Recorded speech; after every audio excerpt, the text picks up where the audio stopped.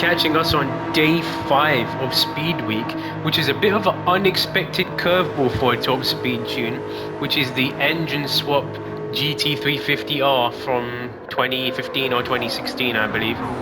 I've put it in this interim Cobra Jet livery because I haven't really finished it up yet. I know the Cobra Jet has a 2 or 3 tone paint scheme, and I like the Cobra Jet from back in the day, which were really bright colors. So this is my replica of a Cobra Jet. As you can see, I've taken off the spoiler to make it more draggy, and this will comfortably sit at 270 mile an hour in 5th gear, and then it will kind of eventually creep its way up to 290 with nitrous, and then on slipstream it can just about edge past 300. I believe this car is a bit too track focused for it to get a high top speed, a bit like the ZL1 1LE that I posted quite a few months ago. It has too much aero and maybe underbody aero for it to actually have a really high top speed, which is kind of annoying considering it has over 1,400 horsepower. You'd expect it to get quite a high top speed, but it's to do with this aero, nothing to do with it being like a brick shape sort of, but more to do with its downforce rather than anything. So yeah, this will eventually creep up to 290 mile an hour. Let's see how I've set it up. Obviously first you want to install the engine swap Windsor 351 Maverick from the GMC Maverick. Is it GMC Maverick? Well, it's the whatever the Maverick thing is that you can buy in Brand Central. That's the SEMA award winner. Twin turbo 351 Ford engine, so it's sticking within the family, so at least it's not like an LS. All the Ford people will get really angry for whatever reason, stupid nerds. Starting off with the ultimate parts, we just have the carbon prop here. This is an already fully built racing engine, so there's not many parts that we can install besides bolt-ons. We got the nitrous system, carbon ceramic brake kit I chose to install. And then from here you want your racing silencer, racing brake pads, fully customizable suspension, racing clutch and flywheel, fully customizable race transmission, and racing softs. I think I did buy heavy wets as well, but obviously, like I've mentioned in previous videos, use the tires the car came with on the front. From here you want your fully customizable computer.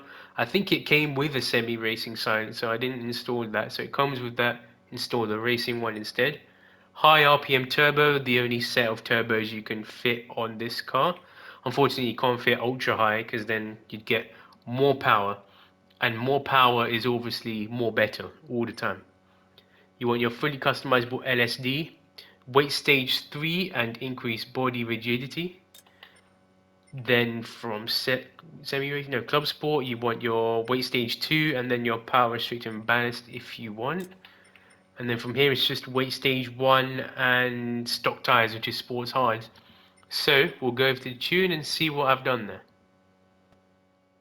Now for the setup, I will put the sports hards on the front instead of the heavy wets. Unless you want to do heavy wets for a track setup, then go for it. Otherwise, just leave it on the stock tires on the front.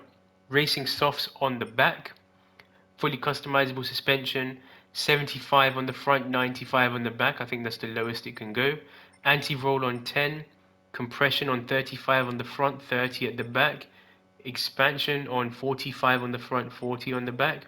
3.7 and 3.9 on natural frequency. No camber, no tone. Fully customizable diff on 60, 60, 60. Downforce is on 60 and 100. I have removed the spoiler on this. This does not have a wide body, and it also has custom wheels, stock width, stock offset, stock size. So I have put custom wheels on this, but I've left them all the stock dimensions. Fully customizable ECU on 100, no ballast, no positioning, no power restrictor on this.